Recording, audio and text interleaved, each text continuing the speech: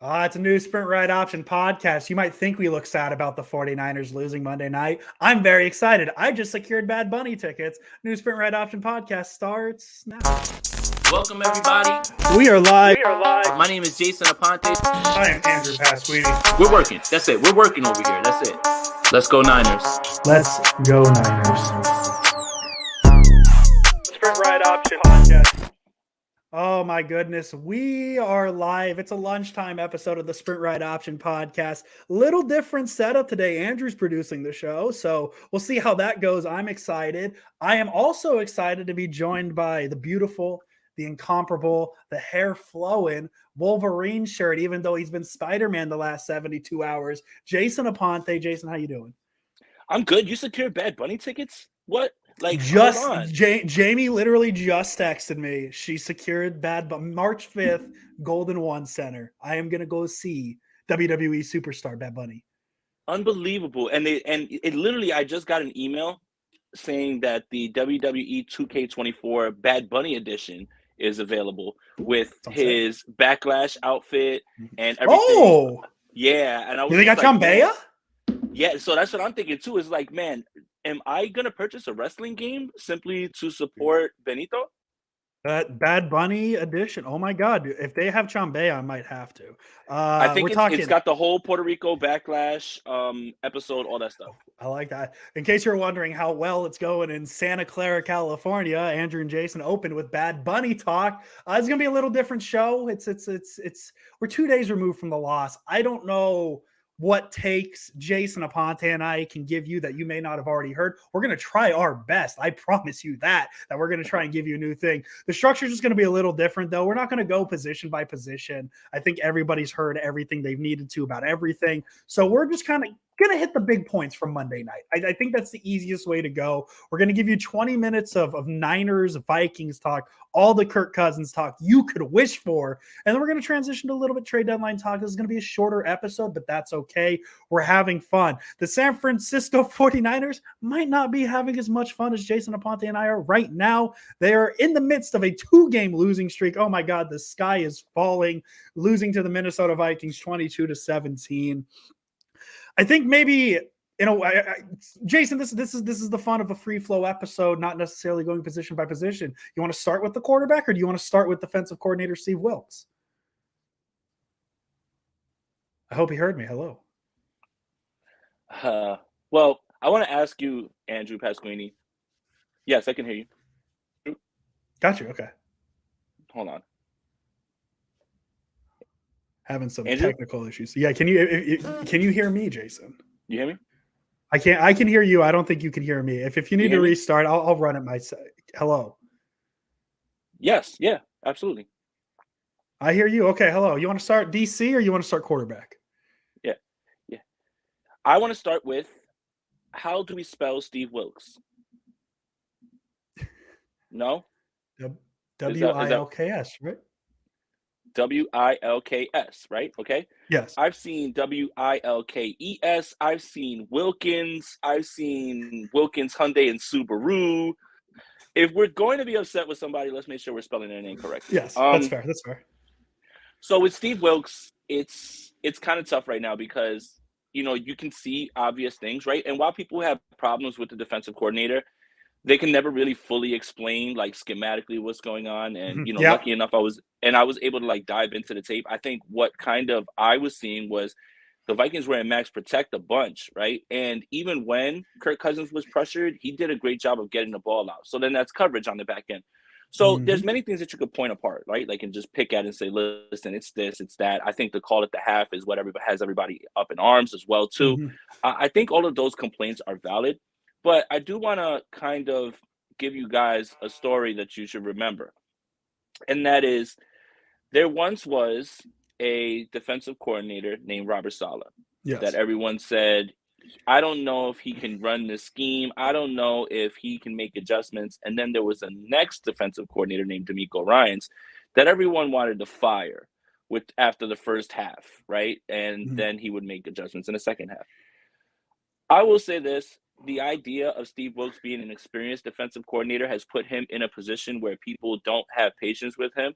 But I do think that there should be a little bit of a learning curve, at least a little bit, in terms of how he's going to use this level of talent and make them successful. Mhm. And I think the pushback on that is, well, he's been a DC this entire time, so he should just know.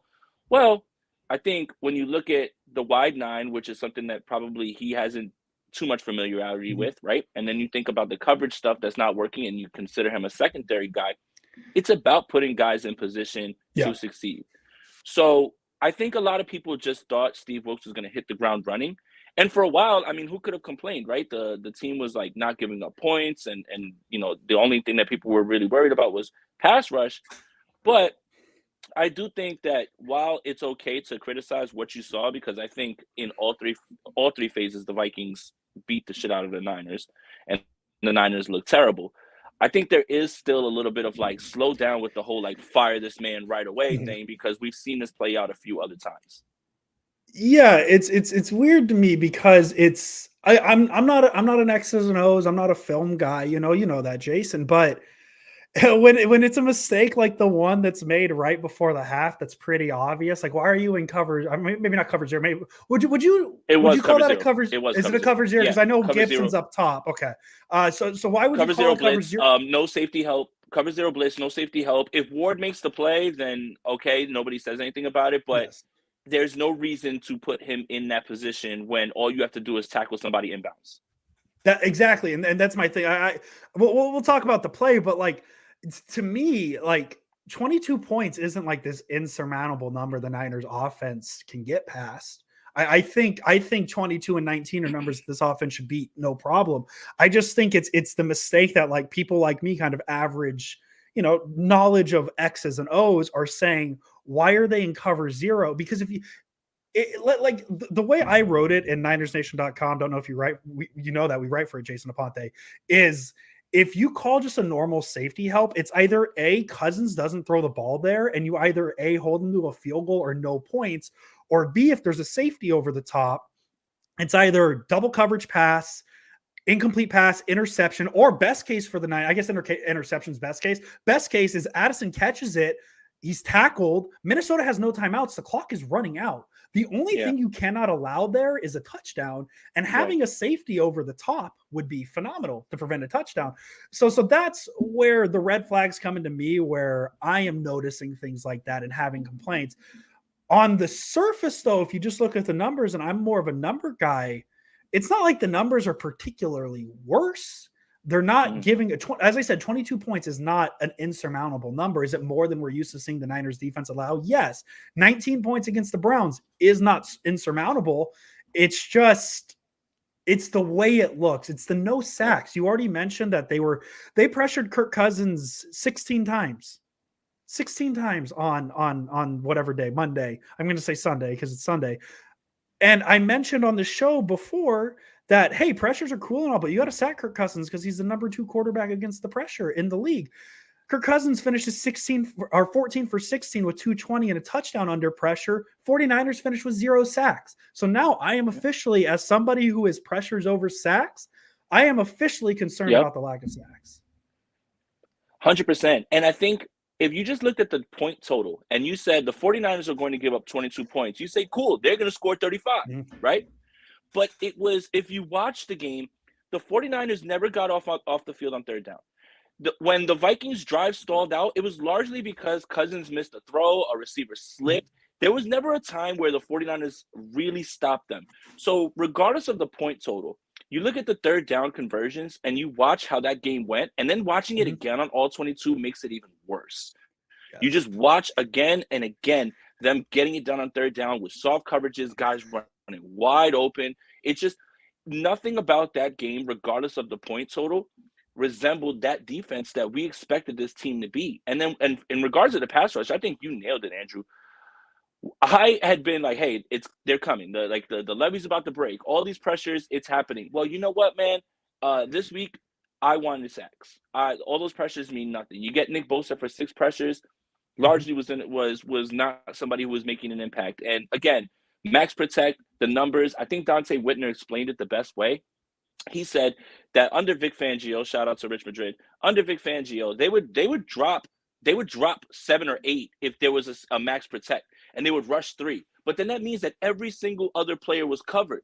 There were no adjustments like that with Wilkes. So you're running 4 and then you're dropping 7, but nobody's covering anybody. That's the little stuff about the adjustments that I think has people a little bit concerned about Steve Wilkes, because that seems kind of obvious.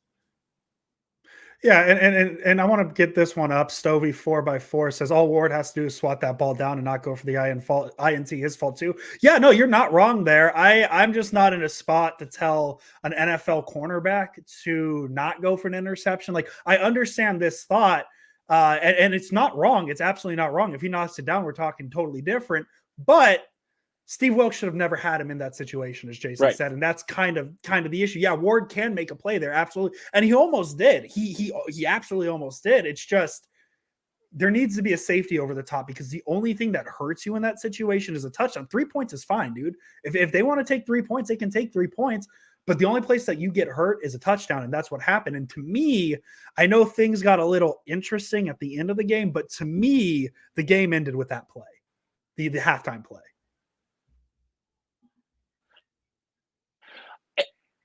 And when you look at that play with the fumble in the red zone, the first play, the first drive interception, it's almost like a glimpse and a foretelling of like doom, right? Yes. And I think that's what Andrew's talking about. It's like, okay, it's just one of those games where fluky things are going to happen and nothing's going to go right, and then you end up with that result. Even still, with all of those things, the 49ers had the ball with a chance once again to win with an absolutely different result. But in regards to the defense, the players themselves are, and one other thing I want to point out, the missed tackles thing is like, just come on, man. Like, this has to get cleaned up. Like, so many missed tackles. But the putting people in position to succeed, you can get away with less talent at the skill player positions when you are schematically doing things that play to their strengths.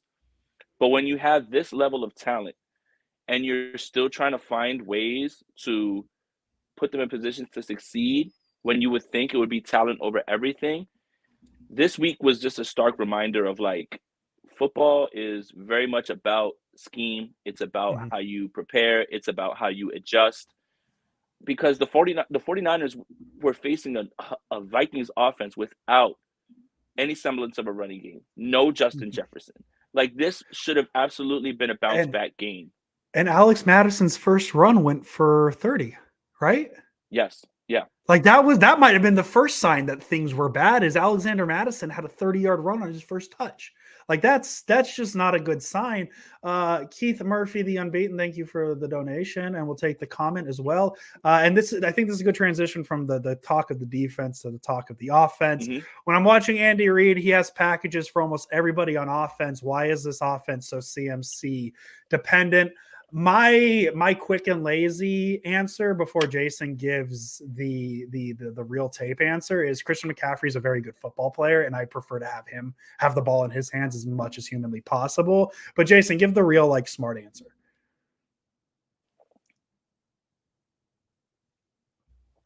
I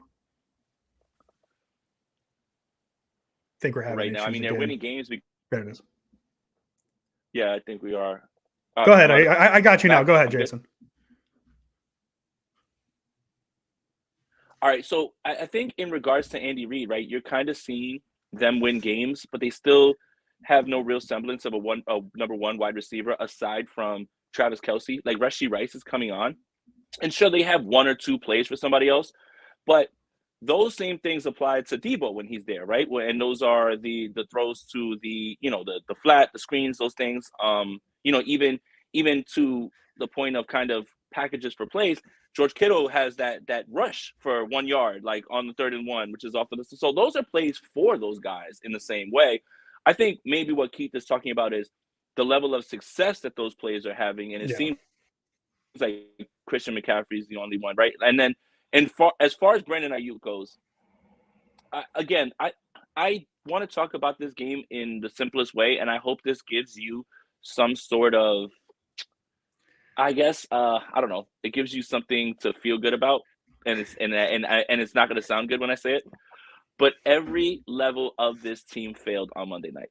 Yes. Offense, defense, special teams, coaching, adjustments, everything failed. That night, everything failed, right? Everything did. And when you start to see that Brandon Ayuk is not getting thrown the ball in the second half after he was lighting up that secondary, that's that's on, that's on Kyle Shanahan. That is on Kyle Shanahan. Yeah. So this is a game for everyone out there. When we were doing our our preseason, win, win, win, win, win, win. Mhm. And then remember at the end, we're just like, well, there's always going to be those wins that we can never see Yes. coming. Yep. Well, This is here one. we are. Here we are. Yeah, Literally, because that's what this win is. You got yeah, you could say, that. hey, maybe it's the same thing about the Browns, right? Like you should beat the Browns, but at least with the Browns, you can hide behind and say, yeah, that's the number one defense in the league. They just kind of beat. And I not to say like excuses with losses, but there is none of that fallback on this. Minnesota is a completely average football team. There is nothing, especially obviously they have Justin Jefferson. He's what stands out, but when they don't have Justin Jefferson, what stands out about this football team? And this to me is a bigger loss than the Cleveland game, because at least, as I said, at least with Cleveland, you could say, yeah, that's a really good defense. Minnesota is an average defense with an average Andrew, offense. This should not be an issue the Niners have. that's the frustrating part about this, Andrew, right? Cleveland, Mhm. you can point to the weather. You could point to their defense. You could point to Jim Schwartz against Kyle Shanahan.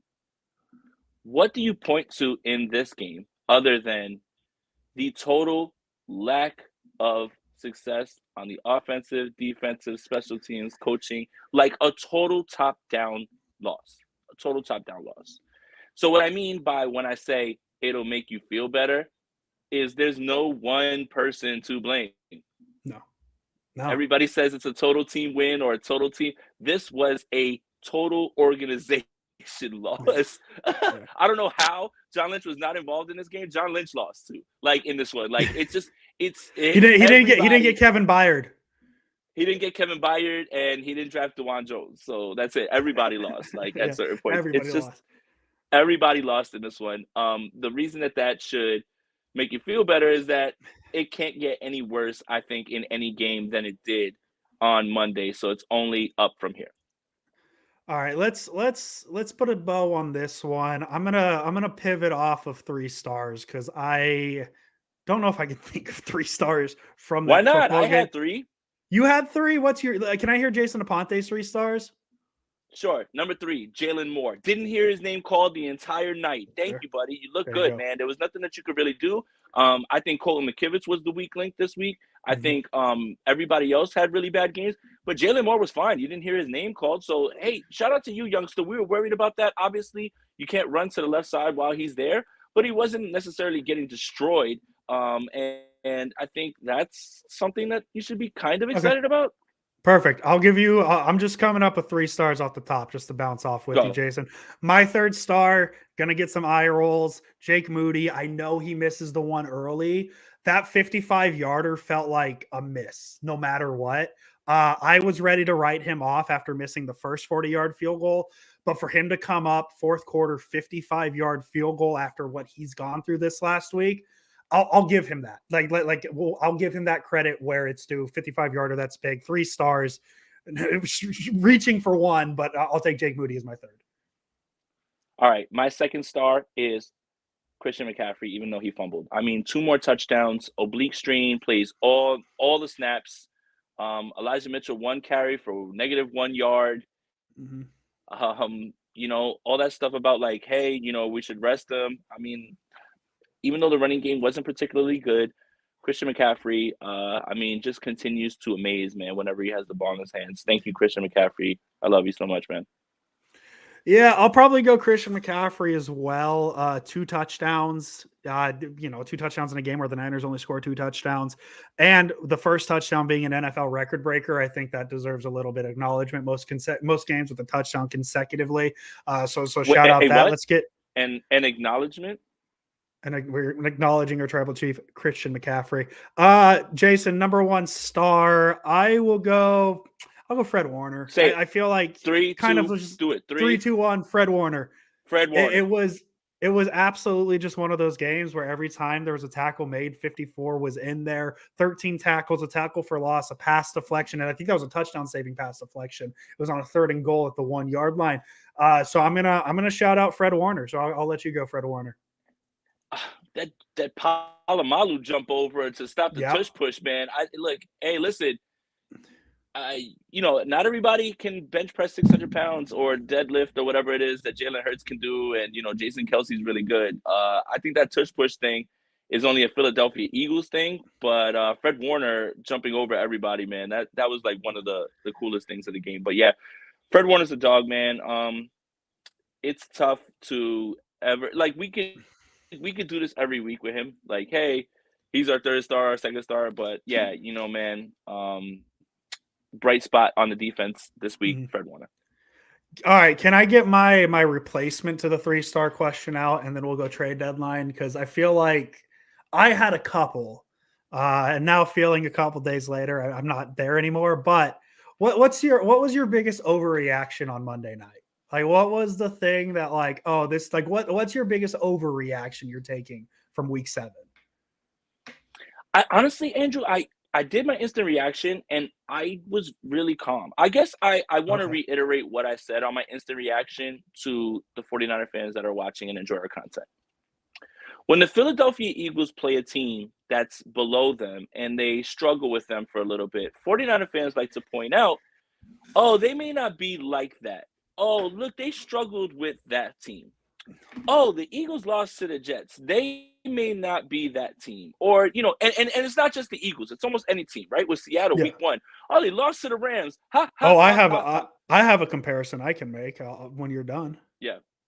But Good. I want everybody to now understand that if you're applying that logic to other teams, maybe you might have to apply that logic to your team. And this doesn't mean that I'm telling you that the 49ers are not a team that will be competing for the Super Bowl or be an upper echelon NFC team. But when you make fun of the Eagles for losing to the Jets, or you make fun of the Seahawks for losing to the Rams, or you make fun of the Cowboys for losing to the Cardinals, your San Francisco 49ers lost to PJ Walker and the Cleveland Browns. At least we have something that we can point to and kind of, I guess, rationalize. But then they lost to primetime Kirk Cousins in Minnesota without Justin Jefferson. What would Eagles fans say about 49ers, the 49ers at this point? All of that stuff has to be in the same, keep that same energy. Yep. It's all keep the same energy. Because if you're going to knock down the Eagles for all of those things, the Eagles went out there and they beat the dog shit out of the Miami Dolphins. And they kind of look like that team that they were again. It's a long season. Mm-hmm. It's a very long season. The 49ers peak later on in the year. It's not time to rush to judgments on other teams right now at this point, and it's not time to rush to judgment on your team right now, especially when this team has been known to be better at the end of the year. I Oh like I God. like Jason. I like Jason saying now's not the time to rush to judgment. Wait till he hears my overreaction. But no, but the point I was going Here to we go. make is I'm very close to the Dolphins. I think I've made that pretty obvious here. And a lot of what the conversation with the Dolphins is, well, the Dolphins have only played 2 good teams and they have 2 losses. They've lost to the Eagles and Bills. Well, the Niners have played 1 good team and they have 2 losses. So what does that say? You know? And Jason That, Aponte has he even said, are the Cowboys even good? that's the thing. It's like, That was the point I wanted to make on top of your point is that like, right. yes, the Dolphins are getting ridiculed for losing to 2 very good football teams, being their only 2 losses. The 49ers only 2 losses are against a decent Browns team and a decent Vikings team. The Niners haven't played anybody particularly good, but it seems like Miami is the only one getting that buffer. And again, it's about applying the same logic that you use to downplay and talk about other teams to your team. And again, it doesn't mean that the Eagles season is shot when Zach Wilson and the Jets beat them. Doesn't mean that, even the Cowboys are cooked because of the Cardinals game, right? It doesn't mean that Mhm. Seattle, who is every week now scaring me more and more now, it doesn't mean that Seattle is somebody that you can get away from, right? Yep. Anything like that, right? And even, you know what? Apply it to this week as well, too, because we're closing the book on the Vikings. Apply all of that to this week. Mhm. with the Cincinnati Bengals. The mhm. Cincinnati Bengals may not be that team that you were laughing at 3 weeks ago. Apply all of that to your team, and you will get your answer that'll keep you calm and it'll keep you rational. That's it. I want everybody to start keeping the same energy with your own team that you do with other teams, and neither of those things are sweeping statements in which you're just like, I don't want to hear from these guys anymore, Yeah, even though I still don't believe that the Dallas Cowboys are like that. I don't care. I'm not backing off that stuff. perfect. Exactly. My overreaction from Monday night is I cannot call the 49ers a Super Bowl contender right now. That What? That's they what you can thought? they can earn the title back. Like they can absolutely earn the title back. It is week 7. Jason, you know how fantastic this is? The last 2 week 7s, we've been talking about a 2-4 and a 2-5 team. This year we have a 5-2 team. So like it's not that bad. I can 1,000% give this Super Bowl contender title back. But in order to go to the Super Bowl right now, and I guess not right now. Hi, Jason. Very close. I like that close up. You have to beat the Eagles. Are the 49ers beating the Eagles right now? All right, Andrew Pasquini. Let me even take it a step further. Let's say the Christmas game was this week. Are the 49ers beating the Baltimore Ravens? No. And like that's very much a week to week thing. Yes, I know the Ravens look very good on Sunday against the Lions, but like right this second, I have a hard time saying this team is a Super Bowl contender because I don't think they're better than the Eagles right now. That can change in a month. That could change. That could honestly the Niners could beat the Bengals 907-0 on Sunday, and I will be pounding my chest that this is a Super Bowl contender. But right this second, I don't after these 2 losses, I don't feel comfortable saying this is a Super Bowl contender. So that's my overreaction. I don't share that same sentiment, but I Totally think fair. that the way that I'm rationalizing it is there were always going to be these sort of games. The Mhm. problem is that when you watch the way the 49ers have lost these games and you hear Fred Warner say, "Oh, we need to win the grimy games," I start to get nervous about the 49ers being able to win games when things are not going perfectly for you. And Yes. that is what's scary. That's what's more Mhm. scary than anything. That like I think that they can figure that out. 100%. They can figure that out because they've had the ball 2 times with a chance to finish both these games. Um, you get a missed field goal. If Mhm. he makes that, then we're not talking about anything. Cleveland wins, and then the interception by Brock Purdy, nerfs that comeback attempt. You're always going to be involved in those type of games in the postseason. You're not going Yep. to blow out people in the postseason. It's not going to happen. Mhm. What the 49ers have to do, and I think this is largely tied to what we wanted to see from Brock Purdy also, because we hadn't seen it yet, was the adversity. What do you Mhm. do when things are not going right?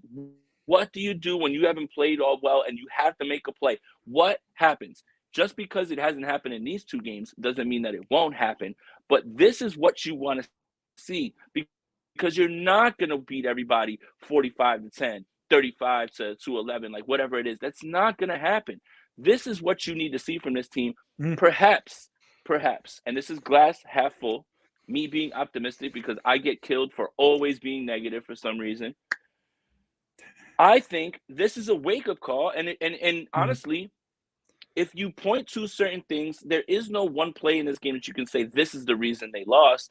A fumble in No. the red zone. If they score and they go down right after the interception and Christian McCaffrey scores, well, you know what? Kirk Cousins starts to feel pressure. He makes another one of Mhm. those bonehead throws, and now the avalanche comes. There's so many Yep. things that are right there that are correctable.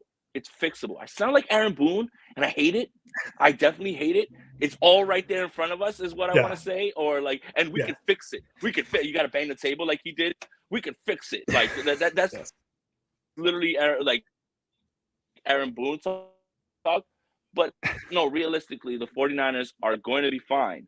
But Yeah. I am interested to see how they get up off the mat after this one. No, there it is. No, I got no, You have a no. The comment? 49ers absolutely will be. If I broke out a little bit at the end there, I apologize. The 49ers will be in the end, and I think a lot Sorry. of this panic is just kind of the circumstances because I think after a 5-0 start, I think the last thing you're expecting to talk about, after week 5 is in week 7, you're talking about a 5-2 team. And it's not just a 5-2 team that lost in spectacular fashion where they were competitive and tight. Hold on, Andrew. Hold on. Real quick, Andrew. Yes. Real quick. Okay. Real quick. If I told 49ers fans before the season, through 7 games, you'd be 5-2. Yeah. Right? But I gave you different losses. Would you feel better about it? If you told me the 2 losses came against Pittsburgh because I mentally was ready for a loss, and Dallas, let's say because Dallas. week one's weird. Yes. So Pittsburgh and Dallas you lose to, but you roll everybody else, and you're 5-2 headed into a battle with the Bengals. Does that make you feel different 5-2? Totally different 5-2. Yeah, but to go from the feeling of like, I shit you not, I emailed my boss on Monday after the Cowboys game, and I said it's getting to a point where you kind of start looking at the schedule and be like, where's that first loss at? And now, where's the loss? Exactly. And now it's, oh my God, they have 2 losses. So like I think that's where a lot of this panic comes from. It is not necessarily the 5-2 record, because 5-2 is cool. Khalil says predicted 13-4. The thing about going 13-4 is you have to lose 4. And you have to lose some games. It's just how it's happened is very tough.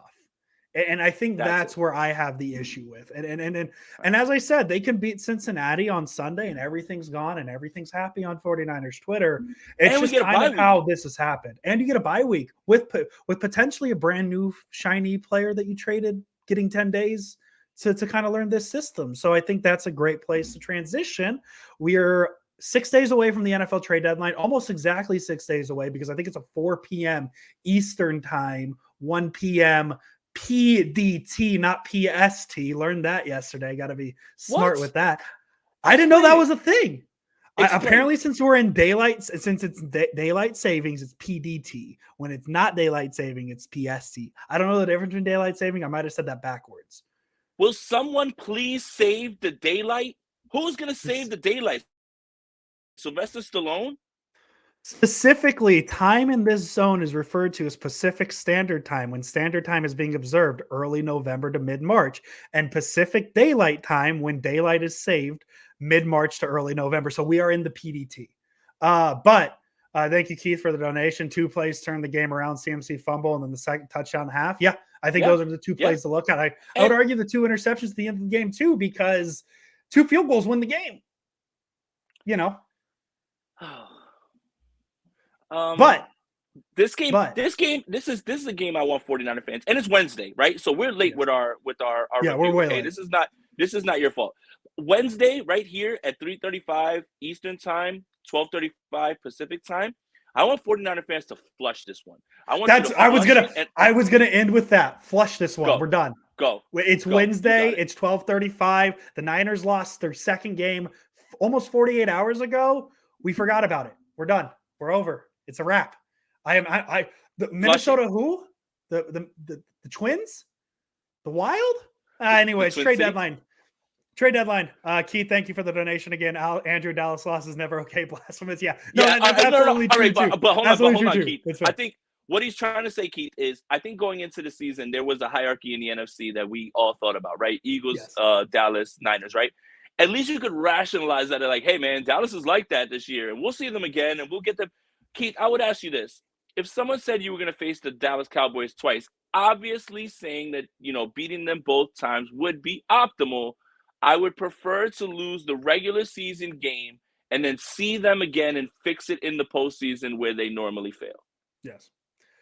All right, let's officially flush the Vikings game. It's over. Trade deadline's in 6 days. A Halloween, a spooky season trade deadline. Jason, do you want to give me the position? I think the positions are obvious at this point. I think the Niners need a little bit of a pass rusher. I think the Niners need actually a little bit of everything right now. It feels like almost needs another receiver, maybe another offensive lineman, a pass rusher, a secondary. Give me some names. Give me some names you think are. Give me some fantasy names, and then give me some more realistic names. Fantasy names are Brian Burns, Patrick Surtain. That's not happening. Neither of them are happening. Realistic names, not Chase Young, Montez Sweat. Yes.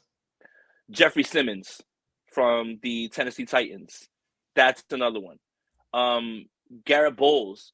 Maybe Denver just packs it up, man. And I don't know. They Like should. again, I wrote about this today. Garrett Bowles is a left tackle. This isn't Madden. You don't take a left tackle and just throw him at a right tackle and just say, hey, like let's move. Like that's not how this works. But Cole McKivitz had his worst game of the year this week. It was very bad. Yeah. Probably could have addressed that in the draft, but hey, I move on. What pick was DeJuan Jones again?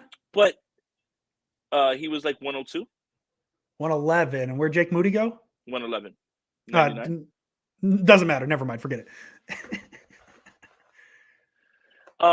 So yeah, look, linemen don't get traded.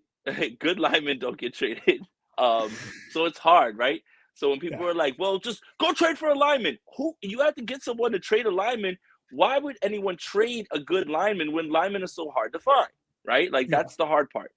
I think the ones that are realistic, Montez Sweat, perhaps maybe another wide receiver. I don't know names off the top of my head. Bourne. Maybe, what would be cool? Terrace Marshall. No, Terrace Marshall from Carolina.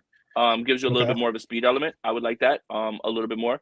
And, while you're at it, when you're sending Terrace Marshall, just send over Brian Burns and just send over J.C. Horn. Like, just send them all over. Like, No, but Terrace Marshall is definitely somebody I think that would be really cool for the 49ers to try to acquire. I think he would, give this offense another, vertical threat.